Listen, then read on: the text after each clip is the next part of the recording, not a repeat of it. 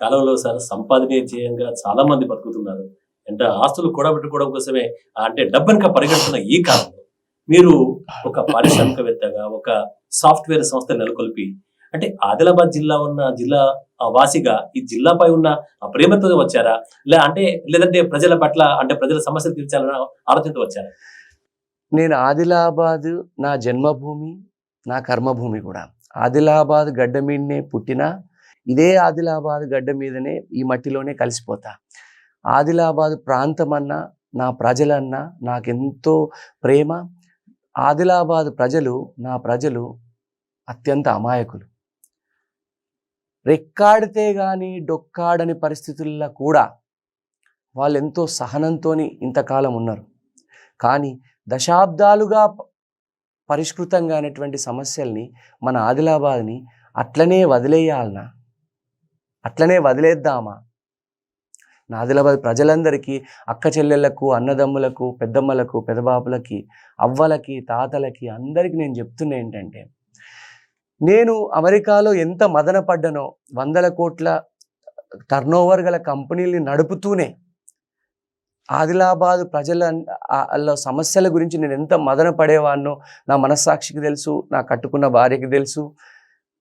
కానీ ఈ ఆదిలాబాద్ ప్రాంతం ఇంత డెవలప్మెంట్ కాకుండా, ఇంత అభివృద్ధి కాకుండా ఇట్లాగే ఎందుకు ఉండిపోయింది అంటే, రాజకీయ నాయకులలో చిత్తశుద్ధి లోపించడము, ఉన్నత లక్ష్యాలు లోపించడము, ఆదిలాబాదుని మహోన్నతంగా అభివృద్ధి చేద్దామన్నటువంటి ఆ రాజకీయ లక్ష్యం లోపించడం వల్లనే ఆదిలాబాద్ వెనుక పడేయబడ్డ ప్రాంతం ఇది. ఆదిలాబాద్ వెనుక పడ్డ ప్రాంతం కాదు, వెనుక పడేయబడ్డ ప్రాంతం. ఇక్కడి రాజకీయ నాయకులకి చిత్తశుద్ధి లేకపోవడం, ఇక్కడి ప్రజాప్రతినిధులకి చిత్తశుద్ధి లేకపోవడము, ప్రజల్ని వారి కరీంనగరు, నిజామాబాదు, వరంగల్ లాంటి సిటీలకు ధీటుగా, నేను హైదరాబాద్తో పోలుస్తలేనండి, కరీంనగరు, వరంగలు, నిజామాబాద్ లాంటి చిన్న సిటీలకు, మధ్యస్థాయి సిటీలకు ధీటుగా ఆదిలాబాద్ని అభివృద్ధి చేయాలనేటువంటి రాజకీయ లక్ష్యం లోపించడము, ఆ ఉన్నత లక్ష్యం లేకపోవడం వల్లనే ఆదిలాబాద్ని గత ప్రజాప్రతినిధులు, ఇప్పుడు ఉన్నటువంటి ప్రజాప్రతినిధులు వెనుక పడేసిండ్రు. మనం ఇదాన్ని ఇట్లనే వదిలేద్దామా? ఆదిలాబాద్ని ఇట్లనే ఉంచుకుందామా?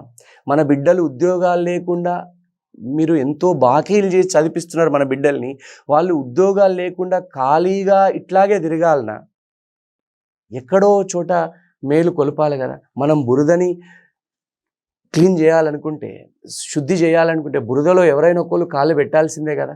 బురదలో కాళ్ళు పెట్టకుండా బురదని క్లీన్ చేయగలుగుతామా?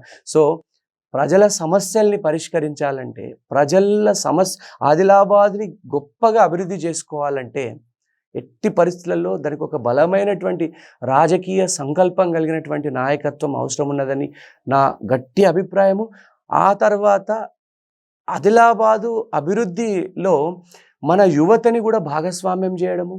ఎంతోమంది చదువుకున్నటువంటి యువత, సివిల్ ఇంజనీరింగ్ చేసిన వాళ్ళు, ఇక్కడనే ఎలక్ట్రానిక్స్ ఇంజనీరింగ్ చేసిన వాళ్ళు, కంప్యూటర్ సైన్స్ ఇంజనీరింగ్ చేసిన వాళ్ళు, డిగ్రీ చదువుకున్నటువంటి బిడ్డలు, అత్యంత అద్భుతమైనటువంటి తెలివితేటలున్నటువంటి మన యువత ఆదిలాబాదుల్ని అందుబాటులో ఉంది. వారి సేవలన్నీ మనం వినియోగించుకొని ఆదిలాబాద్ని మహోన్నత స్థాయికి, నిజామాబాదు, కరీంనగర్, వరంగల్ లాంటి సిటీలతో ధీటుగా మనము అభివృద్ధి చేసుకోవాలి. ఈ ప్రాంతాన్ని ఇట్లనే వదిలేస్తే గనక ఇంకా 50 సంవత్సరాలైనా ఇది ఇట్లనే ఉంటుంది. మన కాలనీలకు రోడ్లు ఉండవు, మన కాలనీలకు నాలాలు ఉండవు, మన కాలనీ డ్రైనేజ్ వ్యవస్థ ఉండదు, మన పిల్లలకు ఉద్యోగాలు ఉండవు. సో ఈ సమస్యలన్నిటి మీద నేను చాలా గొప్ప పరిశోధన చేసిన, మళ్ళీ ఇప్పుడు ఈ ప్రజాసేవా భవన్లో కూర్చొని ఆ సమస్యలన్నిటినీ క్రోడీకరించి దానికి ఒక అద్భుతమైనటువంటి పరిష్కార మార్గాలు, ఒక సమస్యకి మల్టిపుల్ పరిష్కార మార్గాలు ఉంటాయి సత్యనారాయణ గారు. ఒక సమస్యకు ఒకటే పరిష్కారం ఉండదు. దాన్ని చాలా తక్కువ బడ్జెట్లో కొన్ని సమస్యలు పరిష్కారం అయిపోతాయి. ఎక్కువ బడ్జెట్ కూడా పెట్టాల్సిన పని లేదు. చిన్న చిన్న చెక్ డ్యామ్ల నిర్మాణానికి ఎక్కువ బడ్జెట్ చేయాల్సిన పని లేదు. కాళేశ్వరం లాంటి 1,30,000 కోట్లతో కట్టినము అని అంటున్నారు కదా. మా కాళేశ్వరం వల్ల మా ఆదిలాబాద్కి ఏం లాభం ఉన్నది? కాళేశ్వరం వల్ల ఒక చుక్క బొట్టు నీరన్న మాకు వస్తున్నదా? మరి మేం కట్టిన పన్నుల్ని మీరు 1,30,000 కోట్లతోని ఆ నిధుల్ని మీరు అటు తరలించకపోతే గనక మరి మేము ఇక్కడ ఎండిపోమ్మంటావా? మా చెనక కొరాటా బ్యారేజ్ నిర్మాణం కాకుండా ఎందుకున్నది? చిన్న చిన్న ఊర్లలో చెక్ డ్యాముల నిర్మాణం ఎందుకు జరుగుతలేదు? ఇన్ని దశాబ్దాలుగా ప్రశ్నించే వాళ్ళు లేరు. రాజకీయ నాయకులలో ఆ లక్ష్యం లోపించింది. ప్రజలు ప్రశ్నించడానికి సిద్ధంగా ఉన్నారు. ప్రజలు ఇప్పుడు తిరగబడ్డానికి కూడా సిద్ధంగా ఉన్నారు. అంటే ఇప్పుడు ముందట్లాగా రాజకీయం లేదండి. మనం నిజంగా సినీ ఫక్కీలో చెప్పాలంటే ఆ రావు గోపాలరావు రాజకీయము, రాజనాల రాజకీయం పోయింది, దానికి చెల్లు చీటి. ఇప్పుడు మోడర్న్ ఆధునిక రాజకీయం క్షేత్రంలో యువతని అందరినీ కూడా భాగస్వామ్యం చేయడము, దాదాపు 1,00,000 మందికి పైగా యువకులు 40 సంవత్సరాల కంటే తక్కువ వయసున్న వాళ్ళందరినీ కూడా మా ప్రజాసేవా భవన్లో ఇష్టాగోష్ఠి చేస్తూ వాళ్ళతోని సమస్యల పరిష్కారాన్ని వాళ్ళతోనే కనుక్కుంటూ నిపుణులతో చర్చిస్తూ ఒక గొప్ప అభివృద్ధిని చేయాలి. ఆలోచన చేయండి. మనము ఒకప్పటిలాగా లేదు సత్యనారాయణ గారు. ఇప్పుడు ప్రభుత్వాల బడ్జెట్లు కూడా పెరిగినాయి. ఇప్పుడు గతంలో రాజశేఖర రెడ్డి గారు, చంద్రబాబు నాయుడు గారు ఉన్నప్పుడు మన బడ్జెట్ 12,000 కోట్ల నుంచి 13,000 కోట్ల సాలిన బడ్జెట్ ఉండేది. అప్పుడు పింఛన్లు వచ్చినాయి. ఇప్పుడు చాలా మంది అంటారు కదా, బీజేపీ అధికారంలోకి రాకపోతే పింఛన్లు రావు, మన బీజేపీ అధికారంలోకి వస్తే పింఛన్లు రావని, లేదంటే గనక ఈ టీఆర్ఎస్ ప్రభుత్వం పోతే పింఛన్లు రావని దుష్ప్రచారం చేస్తున్నారు. 10,000 కోట్ల బడ్జెట్ ఉన్నప్పుడు చంద్రబాబు నాయుడు హయాంలా పింఛన్లు వచ్చినాయి. తర్వాత రాజశేఖర రెడ్డి హయాంలా పింఛన్లు వచ్చినాయి. తర్వాత రోషయ్య గారి హయాంలో పింఛన్లు వచ్చినాయి. కిరణ్ కుమార్ రెడ్డి గారి హయాంలో పింఛన్లు వచ్చినాయి. ఇప్పుడు కేసీఆర్ గారి హయాంలో పింఛన్లు వస్తున్నాయి.